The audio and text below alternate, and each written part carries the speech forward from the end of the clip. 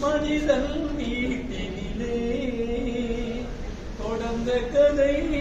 முடிவதில்லை இறைவன் ஏட்டினிலே நினைப்பதெல்லாம் நடந்து விட்டால் தெய்வம் ஏதுமில்லை நடந்ததையே நினைத்திருந்தால் அமைதி என்றும் இல்லை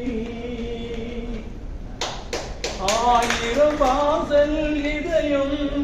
அதில் ஆயிரம் எண்ணங்கள் உதயம் இதுதான் பாதை இதுதான் பயணம் என்பது யாருக்கும் தெரியாது பாதையெல்லாம் மாறி வரும் பயணம் முடிந்துவிடும் மாறுவதை புரிந்து கொண்டால் மயக்கம்